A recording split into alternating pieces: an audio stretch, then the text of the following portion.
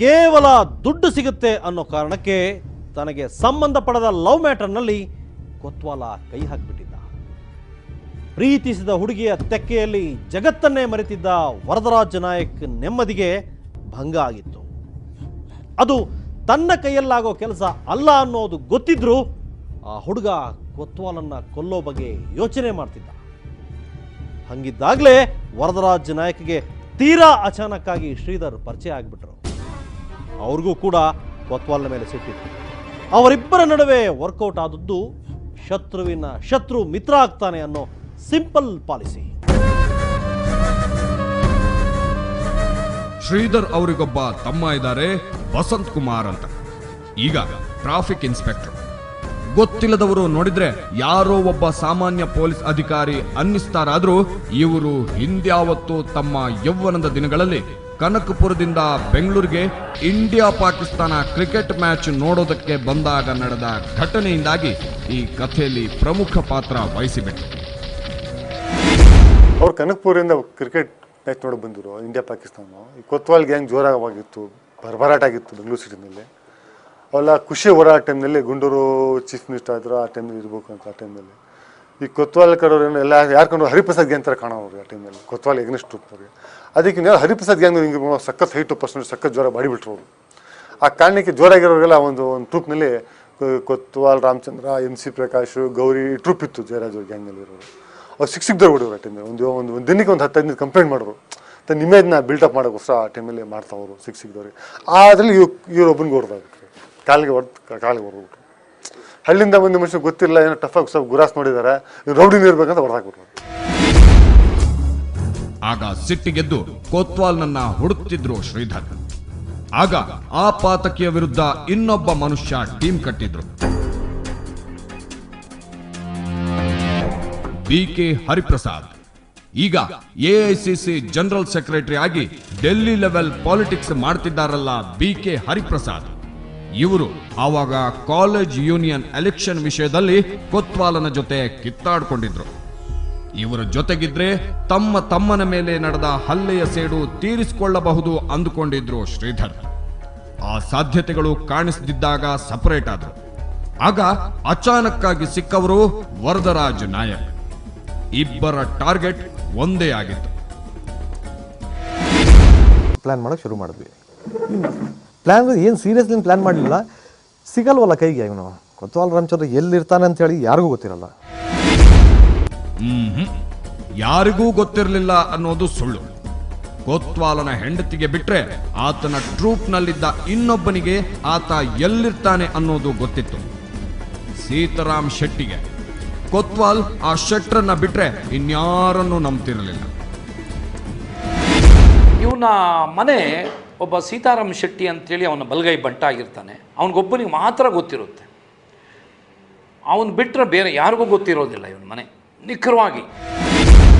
ಅಂಥ ನಂಬಿಕೆ ಕೊತ್ವಾಲ್ನಿಗೆ ಸೀತಾರಾಮ್ ಶೆಟ್ರ ಮೇಲೆ. ಆತನ ಗ್ಯಾಂಗ್ನ ಪೂರ್ತಿಯಾಗಿ ಮೇಂಟೈನ್ ಮಾಡ್ತಿದ್ದವರು, ಕೇಸ್ಗಳನ್ನ ನೋಡ್ಕೋತಿದ್ದವರು, ಮಾಮೂಲು ವಸೂಲ್ ಮಾಡಿಕೊಂಡು ಬರ್ತಿದ್ದವರೆಲ್ಲ ಶೆಟ್ರೆ. ಅವರಿಗೆ ಮಾತ್ರ ಕೊತ್ವಾಲ ಎಲ್ಲಿರ್ತಾನೆ ಅನ್ನೋದು ಪಕ್ಕಾ ಗೊತ್ತಿರ್ತಿತ್ತು. ಆ ವಿಷಯ ವರದರಾಜ್ ಮತ್ತು ಶ್ರೀಧರ್ಗೆ ಗೊತ್ತಿತ್ತು. ಆದ್ರೆ ಮುಂದೊಂದು ದಿನ ಖುದ್ದು ಸೀತಾರಾಮ್ ಶೆಟ್ರೆ ತಮ್ಮ ಜೊತೆ ಸೇರಿಕೊಂಡು ಕೊತ್ವಾಲನ್ನ ಮುಗಿಸೋದಕ್ಕೆ ಸಹಾಯ ಮಾಡ್ತಾರೆ ಅನ್ನೋದು ಮಾತ್ರ ಆ ಕ್ಷಣದಲ್ಲಿ ಗೊತ್ತಿರಲಿಲ್ಲ ಅಷ್ಟೇ.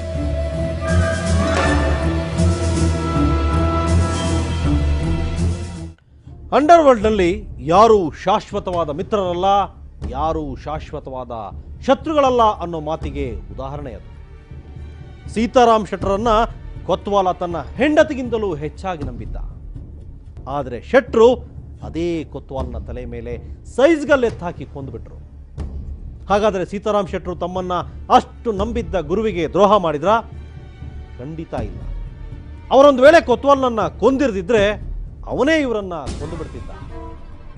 ಅದೊಂದು ದಿನ ಕಬ್ಬಿನ ಗದ್ದೆಯಲ್ಲಿ ಶೆಟ್ರು ಅಚಾನಕ್ಕ ಕೇಳಿಸ್ಕೊಂಡ ಒಂದು ಮಾತು ಅವರ ಪ್ರಾಣ ಉಳಿಸಿತ್ತು. ಭೂಗತ ದೊರೆ ಕೊತ್ವಾಲನ ಪ್ರಾಣ ತೆಗೀತು. ಆ ಬಗ್ಗೆ ಮುಂದಿನ ವಾರ ಡಿಟೇಲ್ ಆಗಿ ಹೇಳ್ತೀನಿ. ಮಿಸ್ ಮಾಡ್ಕೊಳ್ದೆ ನೋಡಿ. ಕ್ಷಣ ಕ್ಷಣದ ಸುದ್ದಿಗಾಗಿ ನೋಡ್ತಾ ಇರಿ ಸುವರ್ಣ ನ್ಯೂಸ್ 24/7.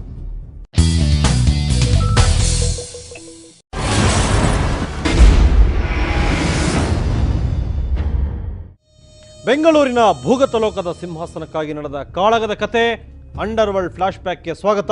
ನಾನು ಹಮೀದ್ ಪಾಳ್ಯ.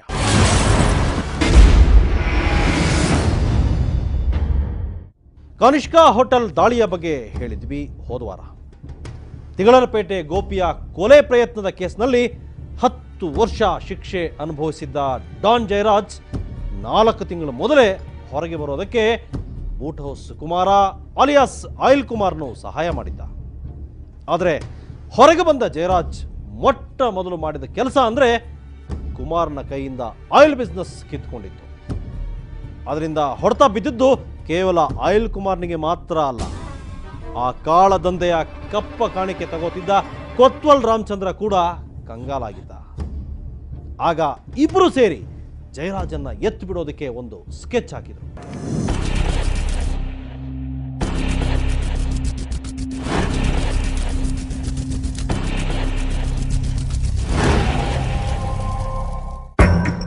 ಬೆಂಗಳೂರು ಅಂಡರ್ ವರ್ಲ್ಡ್ನ ಅನಭಿಷಿಕ್ತ ದೊರೆ ಜಯರಾಜನನ್ನ ತಾವು ಹೊಡೆದು ಹಾಕ್ತಿವಿ ಅನ್ನೋ ಕಾನ್ಫಿಡೆನ್ಸ್ ಆಯಿಲ್ ಕುಮಾರ ಮತ್ತು ಕೊತ್ವಾಲ್ ರಾಮಚಂದ್ರನಿಗೆ ಅದೆಷ್ಟಿತ್ತು ಅಂದ್ರೆ ಆಂಧ್ರ ಪ್ರದೇಶಕ್ಕೆ ಹೋಗಿ ಆಸ್ಪತ್ರೆಯೊಂದರಲ್ಲಿ ದುಡ್ಡು ಕೊಟ್ಟು ಘಟನೆ ನಡೆದಾಗ ತಾವು ಅಲ್ಲೇ ಅಡ್ಮಿಟ್ ಆಗಿದ್ವಿ ಅನ್ನೋದನ್ನ ಪ್ರೂವ್ ಮಾಡೋದಕ್ಕೆ ವ್ಯವಸ್ಥೆ ಮಾಡಿಕೊಂಡು ಬಂದ್ಬಿಟ್ಟಿದ್ರು. ಕೊಲೆ ಕೇಸು ತಮ್ಮ ಮೇಲೆ ಬಿದ್ರೆ ಸಪೋರ್ಟ್ಗಿರ್ಲಿ ಅಂತ ಆ ಎಚ್ಚರಿಕೆ. ಅಲ್ಲಿಂದ ಬಂದ ಮೇಲೆ ಕೊತ್ವಾಲ ತನ್ನ ಒಂದು ಕೆಲಸಕ್ಕೆ ತಯಾರಾಗಿ ಅಂತ ಹುಡುಗರಿಗೆ ಹೇಳಿ ಕಳಿಸಿದ. ಯಥಾ ಪ್ರಕಾರ ಯಾರೋ ಕಾಂಜಿ ಪಿಂಜಿ ಜನರನ್ನ ಹೊಡೆದು ಬರೋದು ಅಂತಾನೆ ಹುಡುಗರು ಮಚ್ಚು ಚೀಲಕ್ಕೆ ಹಾಕೊಂಡು ತಯಾರಾದ್ರು.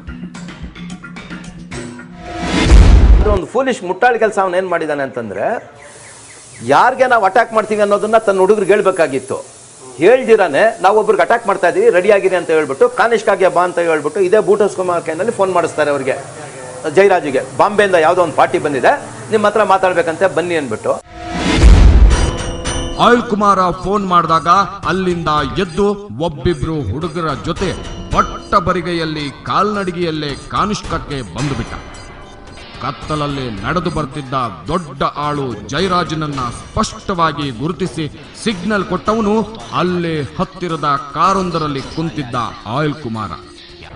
ಬೇಟೆ ಆಯಾಕಟ್ಟಿನ ಜಾಗಕ್ಕೆ ಬಂದಿತು ಅನ್ನೋದು ಗೊತ್ತಾಗ್ತಿದ್ದಂತೆಯೇ ಚಾರ್ಜ್ ಅಂತ ಆದೇಶ ಕೊಟ್ಟವನು ಕೊತ್ವಾಲ. ತಾವು ಯಾರನ್ನ ಕೊಲ್ಲೋದಕ್ಕೆ ಬಂದಿದ್ದೀವಿ ಅನ್ನೋದು ಆ ಕ್ಷಣದ ತನಕ ಗೊತ್ತಿಲ್ಲದ ಹುಡುಗರು ದಣಿಯ ಅಪ್ಪಣೆ ಸಿಕ್ತಿದ್ದಂತೆಯೇ ನುಗ್ಗಿಬಿಟ್ರು. ತೀರಾ ಹತ್ತಿರಕ್ಕೆ ಹೋದ ಮೇಲೆಯೇ ಅವರಿಗೆ ಗೊತ್ತಾದದ್ದು ಎದುರಿಗಿರೋನು ಬೆಂಗಳೂರಿನ ಭೂಗತಲೋಕದ ಅನಭಿಷಿಕ್ತ ದೊರೆ MP ಜಯರಾಜ್ ಅನ್ನೋದು. ಅವರ ಕೈಕಾಲೆ ತಣ್ಣಗಾಗಿಬಿಟ್ಟು ಅವರನ್ನ ದಾಳಿ ಮಾಡೋದಕ್ಕೆ ಮುಂದೆ ಬಿಟ್ಟ ಕೊತ್ವಾಲ ತಾನು ಮಾತ್ರ ಕಾಂಪೌಂಡಿನ ಕತ್ತಲ ಮೂಲೆಯೊಂದರಲ್ಲಿ ನಿಂತು ಬಿಟ್ಟಿದ್ದ. ದೊಡ್ಡ ಫೈಟರು, ಜಿಗ್ಯಾಂಟಿಕ್ ಪರ್ಸನಾಲಿಟಿ, ಹಾಗೆ ಹೀಗೆ ಅಂತೆಲ್ಲ ಕೊತ್ವಾಲ್ಗೆ ಹೇಳ್ತಾರೆ, ಇಡೀ ಬೆಂಗಳೂರಾಗ ಹೇಳ್ತೈತೆ. ಆದರೆ ಆತನೇ ಒಬ್ಬ ಬಾಸ್ ಆದವನು, ಆತ ಫಸ್ಟ್ ಹೋಗಿ ಮುನ್ನುಗ್ಗಿ ಅಟ್ಯಾಕ್ ಮಾಡಬೇಕಾಗಿತ್ತೆ ವಿನ ಆತ ನಿಂತ್ಕೊಂಡು ಚಾರ್ಜ್ ಅನ್ನಂತೆ. ಚಾರ್ಜ್ ಅಂದಿದ ತಕ್ಷಣ ನೋಡಿದ್ದಾರೆ ಅವ್ರ ಹುಡುಗರು 10-15 ಜನ ಹೋಗಿ ಹೊಡಿಯಕ್ಕೆ ಹೋಗ್ತಾರೆ. ನೋಡಿದ್ರೆ ಜಯರಾಜು ಕಾನಿಷ್ಕಾ ಕಡೆ ಹೋಗಿದ್ದಾನೆ. ಅವ್ರೇನು ಮಾಡಿದ್ರು, ಇನ್ನೂ ಉಲ್ಟಾ ಹೊಡೆದವ್ರು ಯಾರಿದ್ರು ಅವ್ರನ್ನ ಅಟ್ಟಿಸ್ಕೊಂಡು ಹೋಗ್ಬಿಟ್ರು, ಜಯರಾಜನ್ ಬಿಟ್ಬಿಟ್ರು. ಅಲ್ಲಿಗೂ ಯಾರೋ ಒಬ್ರು ಬೆನ್ಗೆ ಹಾಕಿದ್ದಾರೆ ಚಾಕು, ಅದು ಮಚ್ಚಿನಲ್ಲಿ ಹೊಡೆದಿರೋದು, ಸ್ವಲ್ಪ ಬೆನ್ಗೆ ಏಟ್ ಬಿತ್ತಂತೆ. ಈತ ಹೋಗಿ ಕಾನಿಷ್ಕಾ ಒಳಗಡೆ ಹೋಗಿ ಒಂದು ಸ್ಟೋರ್ ರೂಮ್ನಲ್ಲಿ ಔತ್ಕೊಂಡು ಬಿಡ್ತಾನೆ. ಕೈಯಲ್ಲಿ ಮಸದ ಮಚ್ಚುಗಳು, ಜೊತೆಗೆ ಫೈಟ್ ಮಾಡಬಲ್ಲ ಹುಡುಗರು, ಬರಿಗೈಯಲ್ಲಿ ಬಂದಿರೋ ಶತ್ರು. ನಿರ್ಮಾನುಷ ಕಾನಿಷ್ಕಾ ಹೋಟೆಲ್ನ ಆವರಣ. ಒಂದು ಕೊಲೆ ಮಾಡಿ ಮುಗಿಸೋದಕ್ಕೆ ಹೇಳಿ ಮಾಡಿಸಿದಂತಿತ್ತು ಆ ಸಿಚುವೇಶನ್. ಆದ್ರೆ ಜಯರಾಜನಂಥ ದೈತ್ಯನನ್ನು ಕೊಂದು ಮುಗಿಸೋದಕ್ಕೆ ಮುಖ್ಯವಾಗಿ ಬೇಕಾಗಿದ್ದ ಮಾನಸಿಕ ಸಿದ್ಧತೆನೇ ಇರಲಿಲ್ಲ. ಕೊತ್ವಾಲ ಜಾಣನಾಗಿದ್ರೆ ಜಯರಾಜನನ್ನ ಕೊಲ್ಲೋದಕ್ಕೆ ಹೋಗ್ತಿರೋದು ಅಂತ ಹೇಳಿಯೇ ತನ್ನ ಹುಡುಗರನ್ನ ಕರ್ಕೊಂಡು ಬರಬೇಕಿತ್ತು. ತಾನೇ ಮೊದಲು ನುಗ್ಗಿ ಮುಂಚೂಣಿಯಲ್ಲಿ ನಿಂತು ಮಚ್ಚು ಬೀಸಬೇಕಿತ್ತು. ಕೊತ್ವಾಲ ಎಡವಟ್ಟು ಮಾಡ್ಕೊಂಡು ಬಿಟ್ಟ. ತಾವು ಜಯರಾಜನ್ನ ಕೊಲ್ಲಬೇಕು ಅನ್ನೋ ಶಾಕ್ನಿಂದ ಚೇತರಿಸಿಕೊಳ್ಳೋದಕ್ಕಿಂತ ಮೊದಲೇ ತಮ್ಮ ಕ್ಯಾಪ್ಟನ್ ಹೆದರಿ ದೂರ ನಿಂತಿದ್ದಾನೆ ಅನ್ನೋದನ್ನ ನೋಡಿ ಹುಡುಗರು ಹೆದರಿಬಿಟ್ರು. ಜಯರಾಜ್ ಕಾನಿಷ್ಕಾ ಹೋಟೆಲ್ನೊಳಕ್ಕೆ ನುಸುಳಿ ಪರಾರಿಯಾಗಿಬಿಟ್ಟ. ಹುಲಿ ಅರೆಜೀವವಾಯ್ತು ಅನ್ನೋದು ಗೊತ್ತಾಗ್ತಿದ್ದಂತೆ ಇನ್ನು ನಾನು ಸತ್ತೆ ಅಂತ ಅಕ್ಟೋಬರ್ನ ಚಳಿಯಲ್ಲೂ ಕುಳಿತ ಕಾರ್ನಲ್ಲೇ ಬೆವತು ಬಿಟ್ಟವನು ಆಯಿಲ್ ಕುಮಾರ. ಆಗ ಸದ್ದಿಲ್ಲದೆ ಕಾರು ತಿರುಗಿಸಿಕೊಂಡು ಹೋದವನಿಗೆ ರಾತ್ರಿ ಇಡೀ ನಿದ್ದೆ ಬರಲಿಲ್ಲ. 6ನೇ ದಿನ ಬೆಳಗಾಗ್ತಿದ್ದಂತೆ ಹೆಂಡತಿ ಮಕ್ಕಳನ್ನ ಕರ್ಕೊಂಡು ಹೊರಟವನು ಬಂದು ತಲುಪಿದ್ದು ಜಯರಾಜ್ ಮನೆಗೆ. ಆಯಿಲ್ ಕುಮಾರ್ ಮೇಲೆ ನಮ್ಮಣ್ಣ ಹೊಡಿಬೇಕು ಅಂತ ಹೇಳ್ಬಿಟ್ಟು ಅನ್ಕೊಂಡಿದ್ರಂತೆ. ಅದೂ ನಮಗೆ ಗೊತ್ತು, ಅನ್ಕೊಂಡಿದ್ರು ಅಂತಲೂ ಗೊತ್ತು. ಆಮೇಲೆ ಏನು ಮಾಡ್ದ, ಅವನು ಇದೇ ಮನೆಯಲ್ಲೇ, ನಮ್ಮ ಮನೇಲೇ ಅವನ ಹೆಂಡ್ತಿ 2 ಮಕ್ಕಳು, ಅವನ ಮಕ್ಕಳನ್ನ ಕರ್ಕೊಂಬಂದು ಅವನ ಹೆಂಡ್ತಿ ರೀಟಾ ಅನ್ನೋಳು ಬಂದ್ಲು. ಅವನು ಬಂದು ನಮ್ಮಣ್ಣ ಇಲ್ಲಿ ಎಲ್ಲ ಜನ ಕೂತ್ಕೊಂಡಿದ್ರು. ಅಣ್ಣ 1 ನಿಮಿಷ ಮಾತಾಡಬೇಕು ಅಂತ ಅಂದ್ಲು. ಅವಳೇ ಬಂದು ಆ ರೀಟಾ ಅನ್ನೋಳು. ಆಮೇಲೆ ಏನು ಮಾಡಿದ್ರು, ನಮ್ಮಣ್ಣ ಮಾಡಿ ಮೇಲೆ ಹೋದ್ರು. ಮಾಡಿ ಮೇಲೆ ಕರ್ಕೊಂಡೋಗ್ಬಿಟ್ಟು ನಮ್ಮಣ್ಣನ ಕಾಲು ಹಿಡ್ಕೊಬಿಟ್ರು. ಅವನ ಹೆಂಡ್ತಿ ಮಕ್ಕಳು ಎಲ್ಲ ಕಾಲಿಗೆ ಬೀಳಿಸ್ದ. ನಮ್ಮಣ್ಣನ ಕಾಲಿಗೆ ಬಿದ್ದರು. ನಾವು ಕಣ್ಣಲ್ಲಿ ನೋಡಿದ್ದೀವಿ. ತಪ್ಪಾಯಿತು ನಾವು ಮಾಡಿದ್ದು, ಯಾವುದು ನಿಮಗೆ ತೊಂದರೆ ಕೊಡೋದಿಲ್ಲ. ಆವಾಗ ನಮ್ಮ ತಂದೆ ಬದುಕಿದ್ರಾಗ ಇನ್ನೂ ನಮ್ಮ ತಂದೆ ಹೇಳಿದ್ರು, ನೋಡೋ ಅವನು ಕಳ್ಳ ಇದ್ದಂಗೆ ಅವನೇ, ಅವನ್ನ ನಂಬೇಡ ಅಂತ ಹೇಳಿದ್ರು ನಮ್ಮ ತಂದೆ. ನಾವೇ ಇದ್ದೋ, ಸಾಕ್ಷಿ ನಾನೇ ಇದ್ದೀನಿ. ಆವಾಗಿನ್ನು ಜಯರಾಜ್ನ ತಂದೆ ಪುಟ್ಟಸ್ವಾಮಪ್ಪನವರು ಬದುಕಿದ್ರು. ಆಯಿಲ್ ಕುಮಾರ ಡಾನ್ಗೆ ಕಪ್ಪ ಕಾಣಿಕೆ ಅರ್ಪಿಸಿ ಪ್ರಾಣಭಿಕ್ಷೆ ಕೇಳ್ತಿದ್ರೆ ಮಗನ್ನ ಒಳಕ್ಕೆ ಕರೆದ ಪುಟ್ಟಸ್ವಾಮಪ್ಪನವರು ಆ ಶಕುನಿಯನ್ನ ನಂಬಬೇಡ ಅಂತ ಬುದ್ಧಿ ಹೇಳಿದ್ರು. ಜೊತೆಗಿದ್ದ ಹುಡುಗರು ಕೂಡ ಇವತ್ತು ಆಯಿಲ್ ಕುಮಾರನ್ನ ಇಲ್ಲೇ ಮುಗಿಸ್ಬಿಡೋಣ ಅಂತ ತುಂಬಾ ಹೇಳಿದ್ರು. ಆದ್ರೆ ಜಯರಾಜ್ನ ಮನಸ್ಸಿನಲ್ಲಿ ಅದೇನಿತ್ತೋ ಏನೋ, ತಪ್ಪಾಯ್ತು ಅಂತಿದ್ದಾನೆ, ಬದುಕೊಳ್ಳಿ ಬಿಡಿ ಅಂದುಬಿಟ್ಟ.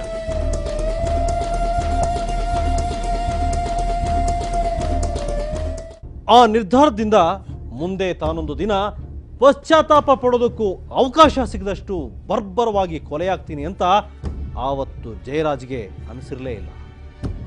ಶರಣು ಅಂತ ಬಂದವನಿಗೆ ಪ್ರಾಣಭಿಕ್ಷೆ ಕೊಟ್ಟು ಕಳಿಸಿದೆ ಅಂತ ತನ್ನ ದೊಡ್ಡ ಗುಣದ ಬಗ್ಗೆ ತಾನೇ ಹೆಮ್ಮೆ ಪಟ್ಟುಕೊಂಡು ಸುಮ್ಮನಾಗಿದ್ದ. ಆ ಕಡೆ ಪೊಲೀಸರು ಕಾನಿಷ್ಕಾ ಹೋಟೆಲ್ ಅಸಾಲ್ಟ್ನ ತನಿಖೆಗೆ ನಿಂತಿದ್ರು. ಆಗ ತೀರಾ ಅಚಾನಕ್ಕಾಗಿ ಕೇಳಿ ಬಂದಿದ್ದು ಬೆಂಗಳೂರಿನ ಆಗರ್ಭ ಶ್ರೀಮಂತ ಕುಟುಂಬವೊಂದರ 20ರ ಪ್ರಾಯದ ಎಳಸು ಹುಡುಗನ ಹೆಸರು. ಅಂಡರ್ವರ್ಲ್ಡ್ನಲ್ಲಿ ಛಕ್ ಅಂತ ಕಾಣಿಸಿಕೊಂಡು ದೊಡ್ಡದೊಂದು ಕೊಲೆ ಮಾಡಿ ಬಂದಷ್ಟೇ ವೇಗವಾಗಿ ಸೈಡಿಗೆ ಸರಿದು ಹೋದ ಹುಡುಗ ಆತ. ಏನೇ ಮಾಡಿದ್ರೂ ಪ್ರೇಮಿಗಳ ವಿಷಯಕ್ಕೆ ಮಾತ್ರ ಬರಬೇಡಿ ಅಂತ ಭೂಗತ ಲೋಕಕ್ಕೊಂದು ಸಂದೇಶ ಕೊಟ್ಟು ಹೋದವನು ಆತ. ಮಚ್ಚು ಲಾಂಗುಗಳ ಜಗತ್ತಿನಲ್ಲಿ ಹಾದು ಹೋದ ಆ ಲವ್ ಸ್ಟೋರಿಯ ಬಗ್ಗೆ ಹೇಳ್ತೀನಿ ಒಂದು ಸಣ್ಣ ಬ್ರೇಕ್ನ ನಂತರ.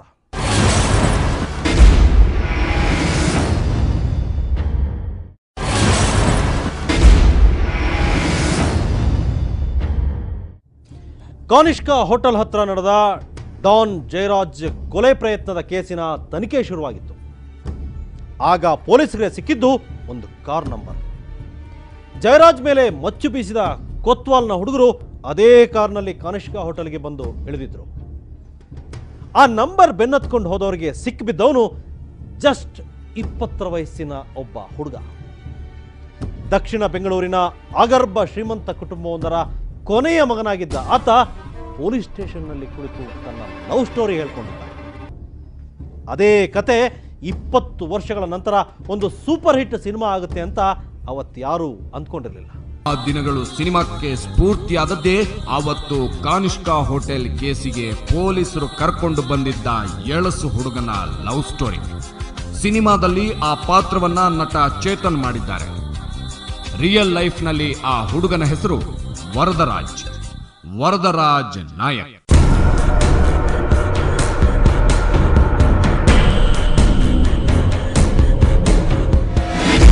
ನನಗೆ ಭಾಳ ಚಿಕ್ಕ ಹುಡುಗ,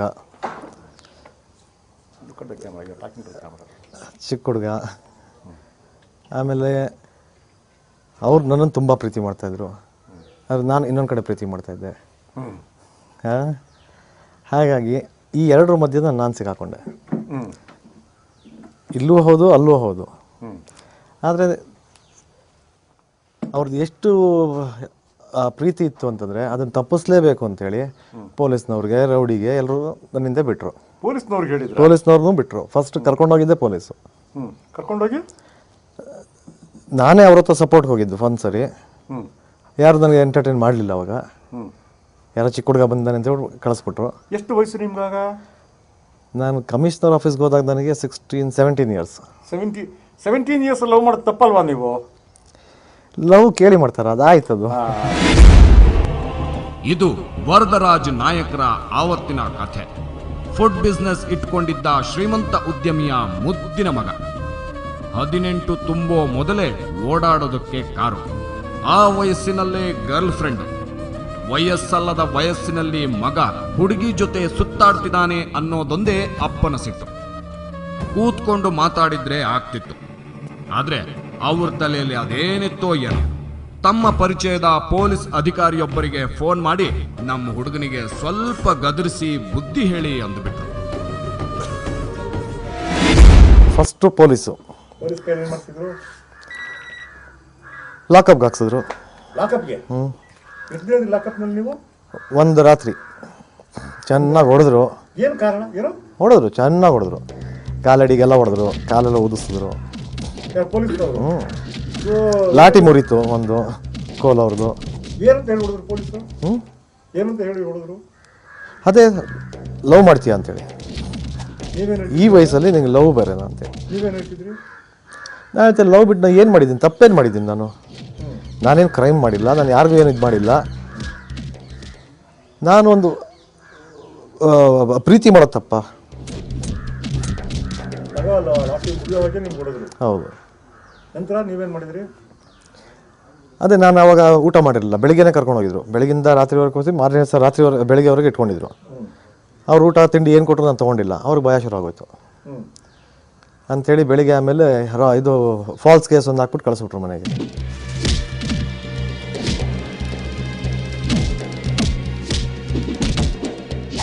ಪೊಲೀಸರ ಬಡಿತಕ್ಕೂ ಮಗ ಹೆದರಿದಿದ್ದಾಗಲಾದ್ರೂ ಅಪ್ಪ ಆದವರು ಮಗನ್ನ ಕೂಡಿಸ್ಕೊಂಡು ಮಾತಾಡಬೇಕಿತ್ತು. ಆದ್ರೆ ಯಾರೋ ಪರಿಚಯದವರನ್ನ ಕರೆದು ಬೆಂಗಳೂರಿನಲ್ಲಿ ಲೀಡಿಂಗ್ ರೌಡಿ ಯಾರು ಅಂತ ಕೇಳಿದ್ದಾರೆ. ಅವರು ಹೇಳಿದ್ದು ಕೊತ್ವಾಲನ ಹೆಸರು. ಆಗ ಜೈರಾಜ್ ಇನ್ನೂ ಜೈಲಿನಲ್ಲಿದ್ದ.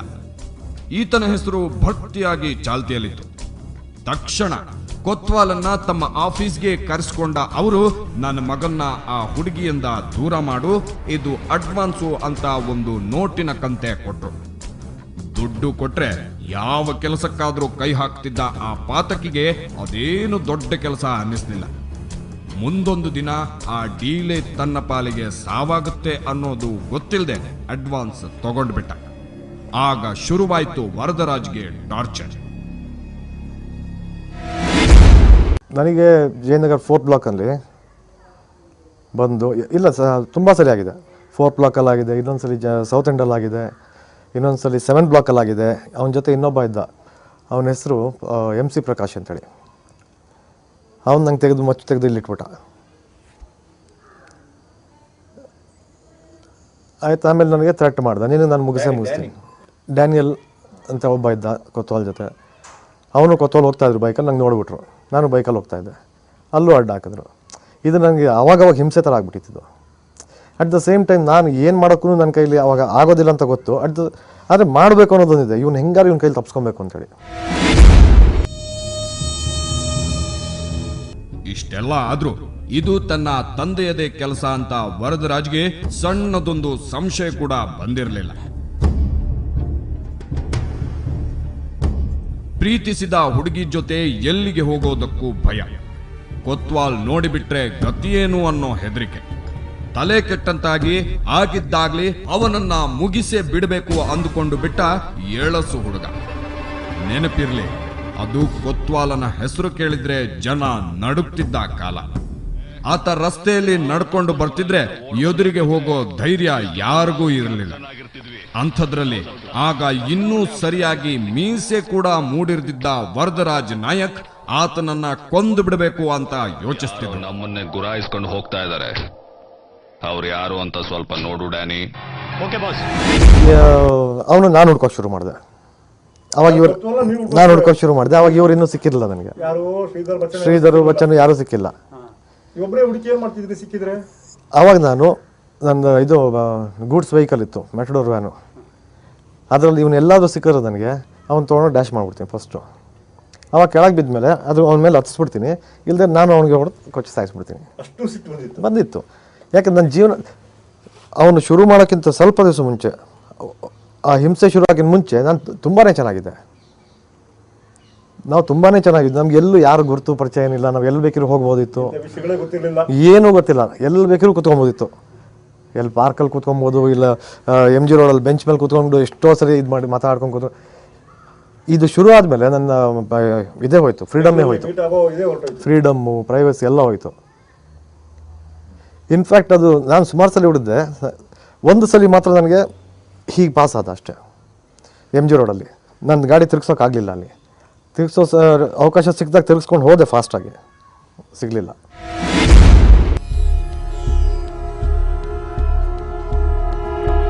ಅಂಥ ಟೈಮ್ನಲ್ಲಿ ಇವರಿಗೆ ಶಿವಾಜಿನಗರದಲ್ಲಿ ಒಂದಷ್ಟು ಹುಡುಗರ ಕಾಂಟ್ಯಾಕ್ಟ್ ಬೆಳೆದಿತ್ತು. ಕಾರು ಬೈಕ್ಗಳ ಹುಚ್ಚಿದ್ದ ಹುಡುಗನಾದ್ರಿಂದ ಅವಾಗ ಆ ಕಡೆ ಹೋಗಿ ಬರೋ ಅಭ್ಯಾಸ ಇತ್ತಲ್ಲ, ಅಲ್ಲಿ ಹಂಗೆ ಪರಿಚಯವಾದವನು ಸರ್ದಾರ್.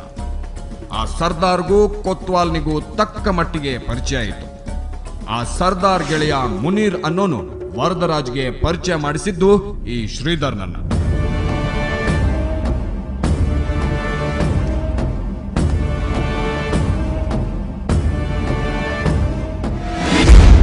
ಶ್ರೀಧರ್ದ ಪರಿಚಯ ಆದ ತಕ್ಷಣ ನನಗೆ ಗೊತ್ತಾಯಿತು, he seems to be very decent and intelligent, reliable, trust worthy.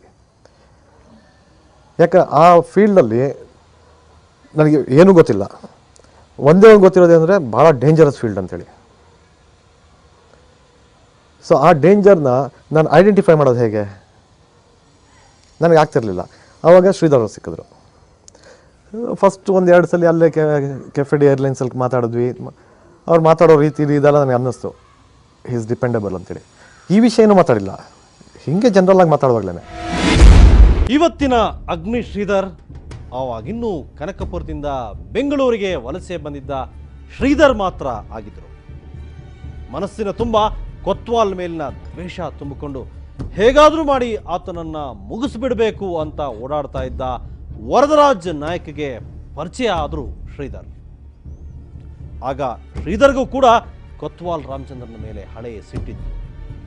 ಇಬ್ಬರೂ ಸೇರಿ ಹೇಗಾದರೂ ಮಾಡಿ ಆ ಪಾತಕಿಯನ್ನ ಮುಗಿಸಿಬಿಡಬೇಕು ಅಂತ ಹವಣಿಸ್ತಾ ಇದ್ದಾಗ ಅವರ ಬೆಂಬಲಕ್ಕೆ ಇನ್ನೊಬ್ಬ ಬಂದ. ಆತ ಯಾರು ಅಂತ ಹೇಳಿದರೆ ನೀವು ಬೆಚ್ಚಿ ಬೀಳ್ತೀರಿ. ಒಂದು ಸಣ್ಣ ಬ್ರೇಕ್ನ ನಂತರ ಆ ವಿಚಾರ ಹೇಳ್ತೀನಿ.